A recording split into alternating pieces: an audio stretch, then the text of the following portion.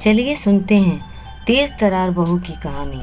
छोटे बेटा बहू कई दिनों से मुझे मुंबई आने कह रहे थे, लेकिन इनके जाने के बाद मेरी सहेलियों ने मुझे बताया था कि गांव का घर तेरा अपना है, इसे छोड़कर मत जाना। वैसे भी छोटी बहू तेज तरार है, उससे तेरी नहीं पटेगी, इसीलिए उनके पास जाने की मेरी हिम्मत नहीं हो रही थी। ऐसा नहीं था कि यहाँ गांव में बड़े बेटा बहू मुझे बहुत प्यार से रखते थे। वास्तव में बड़ी बहू तो कभी सीधी मुंह बात भी नहीं करती थी। घर में उसके अलावा मेरा काम करने वाला कोई और ना होने से मजबूरन मुंह फुलाकर ही वो मेरा काम करती। फिर भी मैं सोचती कि चाहे मुंह फुलाकर ही सही, मेरा काम कर तो देती है ना, उतना ही काफ़ी है। मन में समाधान तो करना ही होगा, ये घर मेरा है, इसीलिए मैं अधिकार से इस घर में रह सकती हूँ। यही सब सोचकर मैं मुंबई जाने से कतरा रही थी। पिछले कुछ दिनों से छोटा बेटा बहू कुछ ज़्यादा ही फोर्स कर रहे थे, इसीलिए मैं उनके साथ मुंबई आ गई। घर में आने के बाद जब मैं बाथरूम गई तो बाथरूम में वेस्टर्न स्टाइल की लैट्रिन सीट देखकर मुझे आश्चर्य हुआ, क्योंकि जब फ्लैट बन रहा था तब मैंने ही जिद करके इंडियन स्टाइल की लैट्रिन सीट लगवाई थी। तब मुझे वेस्टर्न पैटर्न बिल्कुल नहीं सुहाता था, लेकिन अब घुटनों के ऑपरेशन के बाद तेज तरार बहू ने मेरी सुविधा का इतना ख्याल रखा, यह देखकर सुखद एहसास हुआ। दूसरे दिन शाम की चाय के बाद जब सब लोग हॉल में बैठे थे तो शिल्पी छोटी बहू ने कहा, मम्मी जी चलिए हम सब मॉल में घूमने चलते हैं, आप तैयार हो जाए। मैं क्या करूँगी मॉल जाकर, जो हम सब करेंगे वो आप भी करना। नहीं बेटा, मैं घर में ही ठीक हूँ, तुम सब लोग जाओ, आखिर आप हमारे साथ मॉल में क्यों नहीं जाना चाहती। शिल्पी, यदि मम्मी नहीं जाना चाहती तो रहने दो ना, बेटे ने कहा। आप रहने दीजिए जी, आपको किसने कहा हम दोनों के बीच में बोलने को। बेटा मुंह बनाकर चला गया।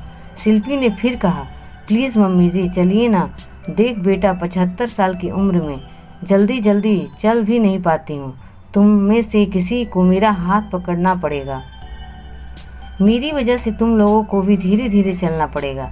ऐसे में बिना वजह तुम सबका मज़ा भी किरकिरा हो जाएगा। और मॉल में वो क्या होते हैं, एक्सीलेटर आदि पर चलना भी मुझे नहीं आता। मम्मी जी, जब आपके बच्चे छोटे थे, छोटे छोटे पैरों से तेज़ नहीं चल सकते थे, तब आप भी उनके साथ धीरे धीरे ही चलती थी ना।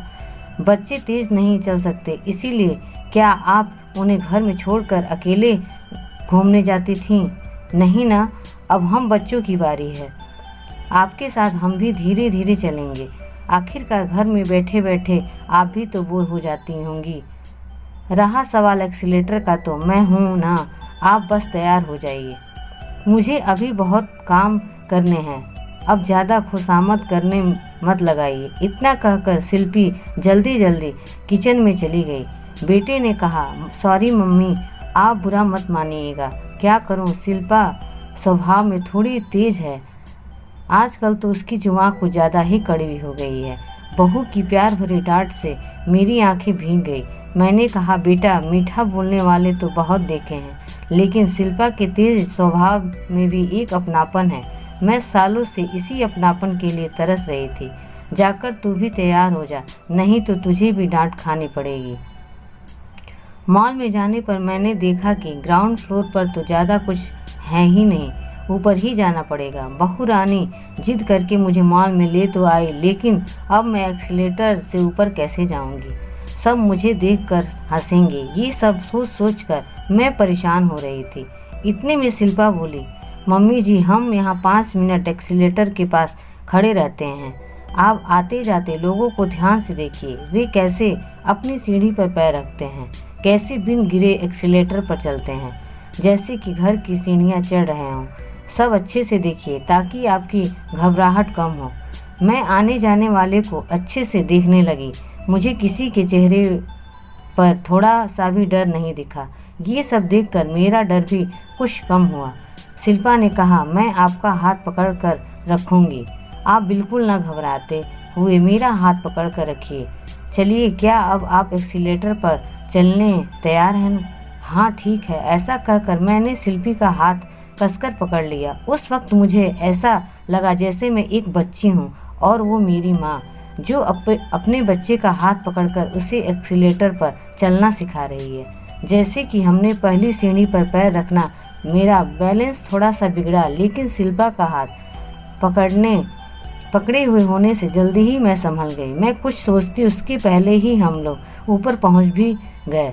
जब भी मैं पिक्चरों में एक्सीलेटर देखती तब हमेशा सोचती थी कि क्या मैं भी कभी ऐसी सीढ़ियों पर चढ़ पाऊंगी।